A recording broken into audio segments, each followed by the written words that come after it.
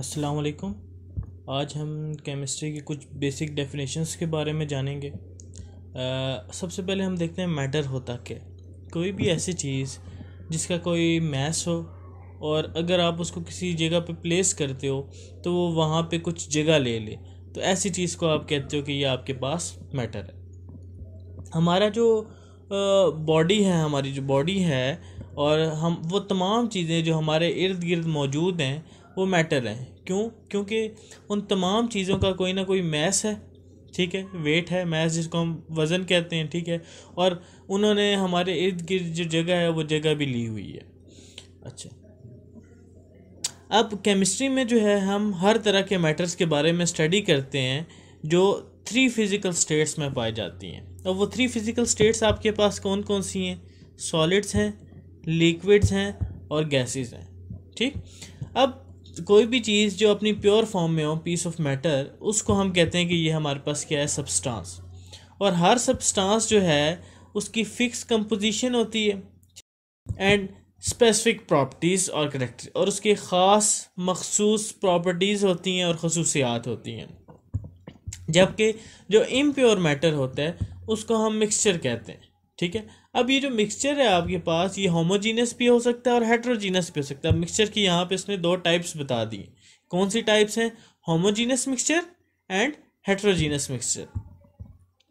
अब हमें पता है कि हर सब्सटेंस जो है वो फिज़िकल और उसकी कुछ केमिकल प्रॉपर्टीज़ होती हैं। वो प्रॉपर्टीज़ जो उसकी फ़िज़िकल स्टेट के साथ एसोसिएटेड हो मैटर की, उनको हम फिज़िकल प्रॉपर्टीज़ कहते हैं। फ़िज़िकल स्टेट से क्या मुराद है?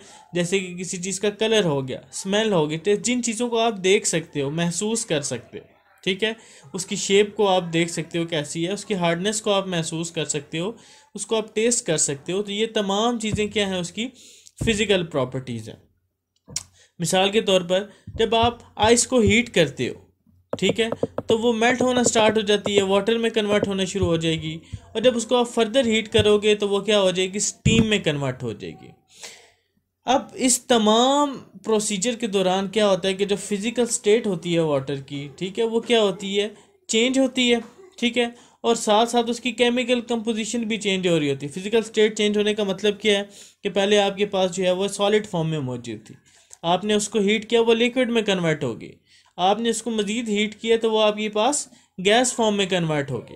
अब आपको पता है कि सॉलिड की केमिकल प्रॉपर्टीज़ डिफरेंट हैं, लिक्विड की केमिकल प्रॉपर्टीज़ डिफरेंट हैं और गैस की केमिकल प्रॉपर्टीज़ डिफरेंट हैं। The chemical properties depend upon the composition of substance. अब जो केमिकल प्रॉपर्टीज़ होती हैं वो सब्सटेंस की कंपोजिशन के ऊपर डिपेंड करती हैं कि वो किन किन चीज़ों से मिलकर बना है। कह रहे हैं कि जब सब्सटेंस किसी केमिकल चेंज के थ्रू, किसी केमिकल चेंज से गुजरता है तो उसकी कंपोजिशन चेंज होती है और एक नया सब्सटेंस बन जाता है। मिसाल के तौर पर आपके पास जब आप वाटर को डीकम्पोज करते हो तो उसमें केमिकल चेंज होता है, ठीक है, और केमिकल चेंज होने की वजह से वो टूट के हाइड्रोजन और ऑक्सीजन में कन्वर्ट हो जाता है। तमाम मटेरियल, चाहे वो सब्सटेंस हो या वो मिक्सचर हो, ठीक है, क्या होगा कि जब वो डीकम्पोज आप उनको करोगे तो वो क्या हो जाएंगे? डिफरेंट सब्सटेंसेस या डिफरेंट उसमें केमिकल चेंज आएगा और वो टूट के डिफरेंट चीज़ें बना देगा। अब आपके पास ये जो फिगर दी हुई है ये मैटर की क्लासिफिकेशन है कि आपको उसने ये इस पूरे टॉपिक का ओवरव्यू है कि आपके पास मैटर जो है अगर वो प्योर फॉर्म में होगा तो वो सब्सटेंस कहलाएगा, और अगर वो जो है इम्प्योर फॉर्म में होगा तो वो मिक्सचर कहलाएगा। फिर मिक्सचर की भी 2 टाइप्स आ गई, होमोजीनस मिक्सचर और हेट्रोजीनस मिक्सचर, ये हम आगे पढ़ेंगे। और इसी तरह सब्सटेंस की भी 2 टाइप आ गई, एलिमेंट्स और कंपाउंड्स। अब हम देखते हैं एलिमेंट क्या होगा, कंपाउंड क्या होते हैं और मिक्सचर्स क्या होते हैं। कह रहे कि 9 एलिमेंट जो हैं, जो पुराने ज़माने में जो 9 एलिमेंट डिस्कवर हुए थे वो ये थे: carbon, gold, silver, tin, mercury, lead, copper, iron and sulphur. ठीक है, पुराने ज़मानों में सिर्फ इन 9 एलिमेंट्स के बारे में जाना जाता था, लेकिन अगर हम अब की बात करें तो हमारे पास 118 एलिमेंट जो हैं वो डिस्कवर हो चुके हैं, ठीक है, और जिनमें से 92 ऐसे हैं जो कुदरती तौर पे पाए जाते हैं। अब एलिमेंट की अगर मैं डेफिनेशन की बात करूं तो एलिमेंट जो है वो आपके पास वो सब्सटेंस है जो मिल के बना होता है सेम टाइप ऑफ एटम से, जिसके सेम एटॉमिक नंबर होता है और उसको आप मजीद तोड़ नहीं सकते, ठीक है, वो अपनी सिंपल फॉर्म में मौजूद होता है। इसका मतलब ये है each element is made up of unique type of atom, कि हर एलिमेंट जो है वो मखसूस किस्म के एटम से मिलके बना हुआ होता है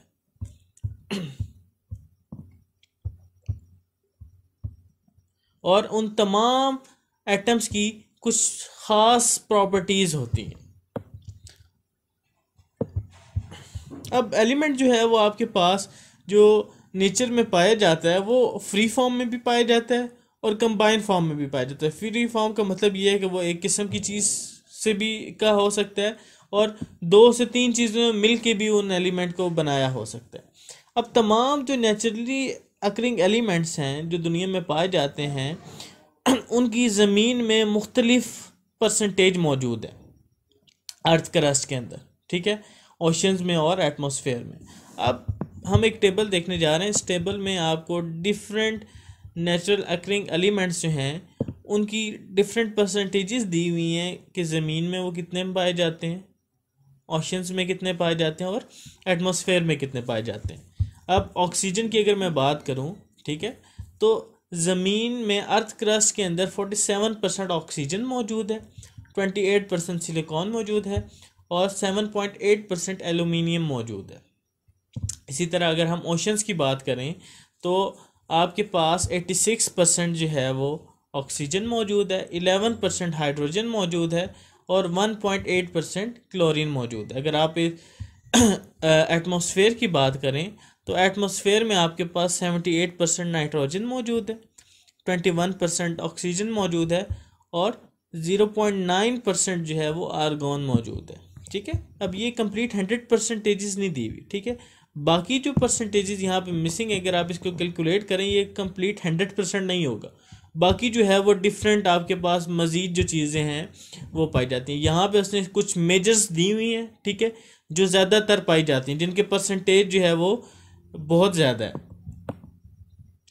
अब आपके पास एलिमेंट्स जो होते हैं वो सॉलिड, लिक्विड और गैसेस फॉर्म में पाए जाते हैं और जो मेजॉरिटी ऑफ एलिमेंट होते हैं वो आपके पास सॉलिड होते हैं, जैसे कि आपके पास सोडियम हो गया, कॉपर हो गया, जिंक हो गया, गोल्ड, ये आपके पास एग्जांपल्स आ गई एलिमेंट की जो सॉलिड फॉर्म में पाए जाते हैं।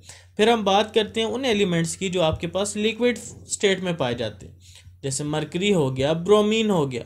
और फिर हम बात करते हैं उन एलिमेंट्स की जो गैसेस फॉर्म में पाए जाते हैं, वो कौन से हैं, नाइट्रोजन, ऑक्सीजन, क्लोरीन, हाइड्रोजन, ये तमाम किस फॉर्म में पाए जाते हैं, गैसेस फॉर्म में पाए जाते हैं।